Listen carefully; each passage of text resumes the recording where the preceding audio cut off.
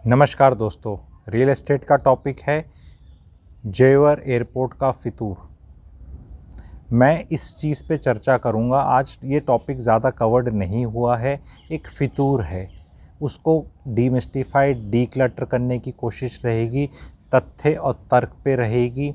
जिन लोगों ने वहाँ कुछ ले रखा है, ऑफ कोर्स अब उनको तो थोड़ा सा दर्द होगा कुछ बातें सुनने में, पर जो लेने वाले हैं, लेने की सोच रहे हैं या बुलिश हैं या स्टोरी को पूरा नहीं पता, तो एज ए डेविल्स एडवोकेट आप मेरे को सुन सकते हैं। चर्चा करूँगा। माइक्रोसॉफ्ट एक कंपनी है, आप सब जानते हैं, बिल गेट्स वाली, बहुत ही बेहतरीन कंपनी है, कोई डाउट्स है। सन 2000 में जो उसका शेयर प्राइस था वो $60 के करीब था, एंड 2016 में भी उसका प्राइस उतना था, दोबारा इतना गिरा, उसके बाद फिर गया। तो वैल्यूएशंस बहुत हाई थे। तो अब वो सिंस मार्केट यूएस का है तो लोग फॉलो नहीं करते, इंडियन मार्केट की बात कर लेते हैं। एक शेयर 2050 का लोग लेते हैं। थोड़े दिन पहले की बात है, आप सबको पता है कौन सा शेयर है। अभी लिस्ट हुआ है कल, एंड 25-28% वैल्यूएशन शेव ऑफ होगी पहले दिन ही। कुछ पता ही नहीं वैल्यूएशन क्या है। तो सबसे बड़ी चीज़ मैं बार बार आप लोग को जो चीज़ बताता हूँ, भाव भगवान है। गुजरात में जो बिज़नेस करते हैं उनकी अंडरस्टैंडिंग ऑफ मनी, चाहे लोग लाइक करें चाहे ना लाइक करें, is better than most of average Indians. ठीक है, so they do not take anything अकेले में कि अच्छी है ख़राब है, they take it along with the price. So something which is very good but at a extremely high price may not be a very good thing. It is a truth in all forms of investments. Now talking of जेवर airport, audience से सीधा सीधा question है, नोएडा से जेवर airport दूर है या आईजीआई एयरपोर्ट दूर है? कुछ लोग बोलेंगे नहीं, टाइम में इधर है उधर है, टाइम का उधर है। डिस्टेंस की बात करी जा रही है, डिस्टेंस में आप बताइए एक चीज़। दूसरी चीज़ मैं आपको छोटा छोटा लोगों को एक चीज़ बताऊंगा कि रनवे कह लो, एयरपोर्ट कह लो, जहाँ जहाज़ उतरता है वो कह लो, वो जगह ही है, वो अपने में कुछ नहीं है। कैसे एग्जाम्पल बताता हूँ, ध्यान से सुनना।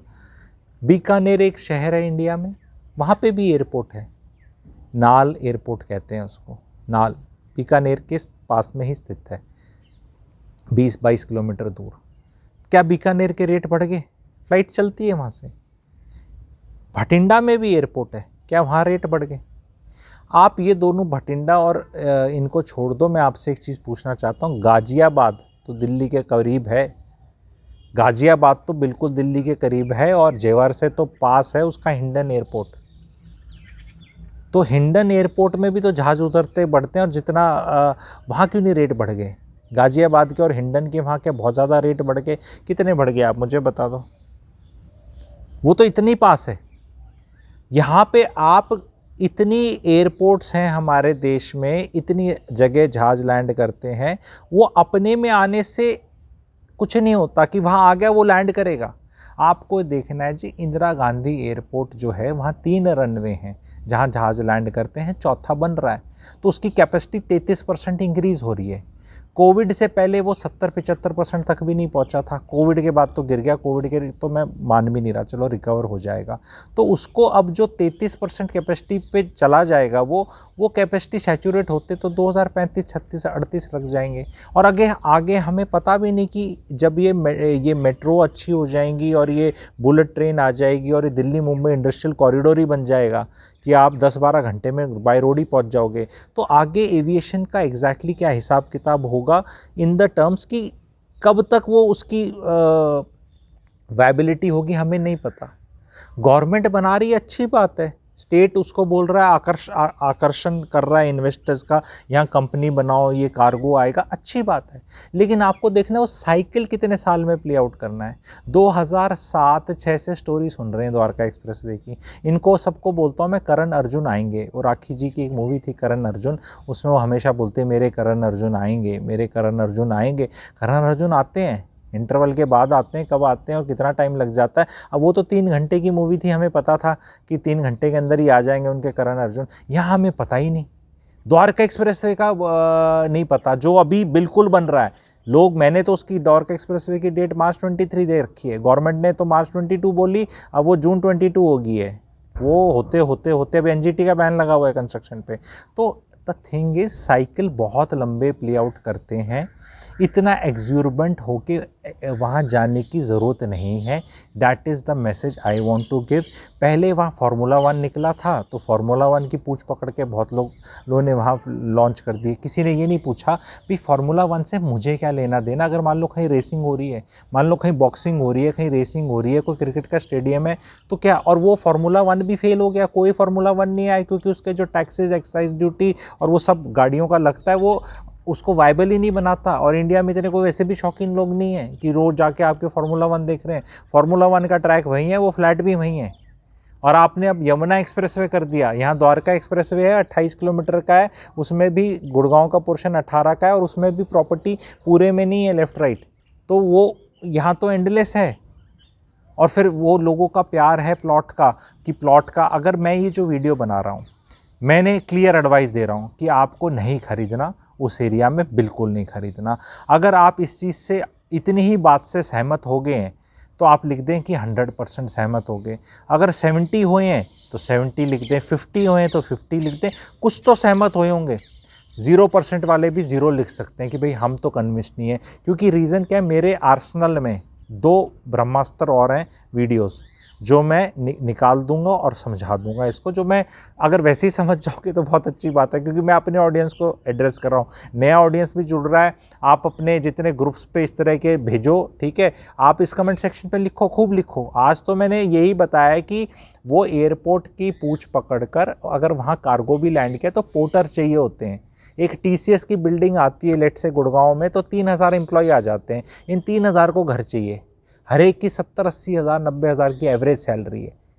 IT में एवरेज सैलरी की बात कर रहा हूँ, हो सकता है किसी की 50,000 भी हो, लेकिन लोगों की 1.5-2 लाख भी होती है, तो एवरेज सैलरी वो वाली है, ठीक है। उस पर अगर अभी भी किसी को, लोगों को डाउट हो रहा था 75% वाला, जो कि मैंने पहले क्लियर कर दिया था, इट्स ए नॉन इशू, पर उसका भी अगर ज़्यादा उठेगा सवाल, उस पर भी वीडियो बन जाएगा, 1-1.5 महीने बाद ही बनेगा, बट वो क्योंकि तब वो सो कॉल्ड वो इम्प्लीमेंट करें मेरी तरफ से, that is of no consequence. And 30,000 rupees is the limit. 30,000 से नीचे तो मज़दूर भी ज़्यादा कमाते हैं, गुड़गांव में 30,000 से ज़्यादा कमाते हैं, आई एम टेलिंग यू, ठीक है। तो इट्स ऑफ नो कॉन्सिक्वेंस, क्योंकि लोग उसको भी कमेंट सेक्शन में लिखेंगे, तो दैट मैं वो पहले ही बता देता हूँ। पर मैं फिर इस पे आता हूँ कि अगर आपका एक रनवे है, तो वो रनवे पे कभी कार्गो लैंड करेगा, तो कार्गो लैंड करने से वहाँ घरों की ज़रूरत किस सेगमेंट को होगी। घर जो लेता है उसको एक इकोसिस्टम चाहिए, उतने लोग चाहिए। पहले ग्रेटर नोएडा में जनता फंसी थी, अब यहाँ फंसी है। UP is doing great, it will do even better if the election results come in a particular manner. I am bullish on Meerut, on Agra, on Kanpur, on Lucknow, on Varanasi, maybe Ayodhya, maybe 2-4 शहर उस तरफ के जो हैं, गाज़ीपुर वगैरह, और जो गंगा और पूर्वांचल एक्सप्रेसवे दोनों बन रहे हैं, उन दोनों के जो एक मेरठ से जा रहा है उससे, these are the places. If you are UP वालास, if you are UP wala, your state is going to do extremely well, let me tell you. But this alignment is not the alignment where you should be putting money, because भाव भगवान है, तो rate वो वहाँ पर इंसान का बच्चा अभी नहीं आएगा। It is middle of nowhere. इससे अच्छा तो आप यूपी का कोई भी डिस्ट्रिक्ट पकड़ लो, वहाँ उस डिस्ट्रिक्ट का जो शहर है, वहाँ पर अर्बनाइजेशन के कारण गांव वाले जो आके शहर में रहना चाहते हैं, जब उनकी लाइफ में तरक्की हो जाती है, उस स्टोरी से आप ज़्यादा पैसा कमा लोगे। तो अगर आप बिहार और यूपी के हैं और आपका रुझान है, क्योंकि रुझान होता है, तो मैं आपको नहीं बोल रहा है 426 की तरफ आ जाओ, ठीक है, आप मत आइए, लेकिन आप इस अलाइनमेंट में मत जाइए। यहाँ इसको कहते हैं पैसे ठंडे करना। आप अपने पैसे ठंडे कर देंगे, फिर बोलेंगे 2038 में जी नुकसान तो नहीं हुआ, हमने इतने पे बेच दिया। तो ये फ्रेंजी है, जैसे अलग अलग एसेट क्लास में आ जाती है। जेवर in itself just the airport coming, वो कहेंगे नहीं वहाँ बहुत फैक्ट्रीज आ रही हैं। फैक्ट्री के अंदर मज़दूर होते हैं, मज़दूरों से रियल एस्टेट अप नहीं जाती, क्योंकि वो जिन जगह रहते हैं वो जगह आपके वो रेट्स जस्टिफाई नहीं करते जिस रेट पे आप स्क्वायर मीटर्स पे ले रहे हैं। और यूपी गवर्नमेंट भी निकाल रही है बहुत प्लॉट्स, ड्रॉ प्लॉट से भी निकल रहे हैं। दैट डजंट मीन कि वो चीज़ अच्छी होगी। मैं मान लो राजस्थान में कहीं मिडल ऑफ नो वेयर आपका प्लॉटिंग कर दूं गवर्नमेंट बोल के और ड्रॉ निकाल दूं, ज़्यादा लोग अप्लाई कर दें, तो उसकी इकोनॉमिक सेंस नहीं हो जाती भेड़ चाल की वजह से कि just because so many people are wanting तो it has to be good. Ultimately it should have a underlying business plan, नहीं तो हवाबाजी है। जैसे ये आईपीओ आ रहे हैं, सबसे बड़ी तो ये लूट मची हुई है, आईपीओ में कोई रेट निकाल दो और लोग लॉटरी के टिकट की तरह लग रहे हैं। आज के दिन मेरे को एक एवरेज इन्वेस्टर इन्वेस्टमेंट लॉटरी के टिकट की तरह करता देख रहा है, चलो भाई साहब ले लेते हैं, देखी जाएगी। कोई ड्यू डिलीजेंस और को नहीं। Ultimately you have to buy any property का एक आज गुरु मंत्र बता रहा हूँ, ultimately you have to link up with the expected rent कि कितना आएगा। एंड रेंट का आइडिया तभी हो सकता है जब वहाँ कोई रहता है, कहीं कंपेयर कर सकते हो, या वहाँ लोग आएंगे। अगर लोग आएंगे ही नहीं, रह ही नहीं रहे, तो किस बेसिस पे वो चीज़ ली जा रही है। कम से कम वहाँ 3% 4% रेंटल लीड का फॉर्मूला तो निकलना चाहिए, भी 3% तो मिलना चाहिए, 2.25 तो मिलना चाहिए आपको। नहीं तो ऐसे ही हवा में डाल के आप चीज़ ले लेंगे। दैट एरिया खुला लगता है, अच्छा लगता है, आगे और अच्छा हो जाएगा। एक्सप्रेसवे इंडिया में हर जगह बन रहे हैं, हर जगह बनेंगे, बहुत जगह बनेंगे। इसका मतलब नहीं हर जगह आप रोड के बगल में ले लो, इतने लोग नहीं हैं इंडिया में। यस 140 करोड़ है। तो अगर आप लोगों को समझ में आ गया तो मुझे बता दो, नहीं तो मैं अगला फिर फैक्ट्स फिगर्स डेटा के हिसाब से बताऊंगा। और कितना समझ में आया है, कितना और समझना चाहेंगे बताओ, क्योंकि एक वो निकाल दूंगा और वो वाले से भी समझ नहीं आएगा तो फिर मैं अपना ब्रह्मास्त्र निकाल दूंगा, ठीक है। वो पीएचडी लेवल की चीज़ निकाल दूंगा, जिसको समझ में आएगा वो फिर मैं उसके लिए मुझे बोर्ड चाहिएगा। आज तक मैंने एक वीडियो भी नहीं बनाया, आप लोग ने देखा हो मेरे 200 से ज़्यादा वीडियोज़ हैं, मैं ऐसे ही बताता हूँ। उसके लिए मुझे बोर्ड चाहिएगा, पेपर, वो अपना मार्कर और उस तरह की चीज़ चाहिएगी जो मैं अवॉइड करना चाहता हूँ, ठीक है। मैं कभी नहीं करता, आई एम लेज़ी पर्सन। मैं सोचता हूँ कि सारा ज्ञान इंडिया में ऐसे ही समझाया गया था, पर उसको वो मेरा अगला है। तो आपको 100 में से कितना समझ में आई ये बात? 50%, 60, 70 फिगर में लिखिए, आप बताइए मुझे। 100% का मेरे पास मटेरियल है समझाने का 2 वीडियोस के माध्यम से। तो इसको आप एक तरह से पार्ट 1 समझ सकते हैं। पर ये फितूर है, उस कॉरिडोर को, इस एरिया को, इस पर्टिकुलर चीज़ को कंप्लीटली अवॉइड किया जा सकता है, कंप्लीटली अवॉइड, ठीक है। And it is a very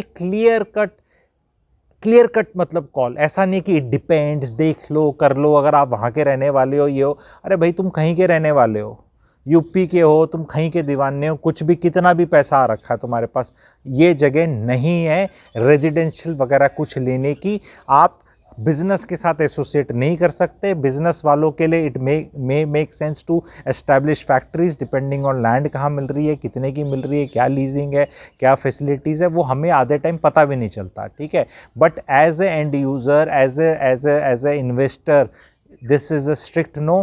please comment करिए सेक्शन में, make it more interactive, and then I will come out with the next one. Thank you very much.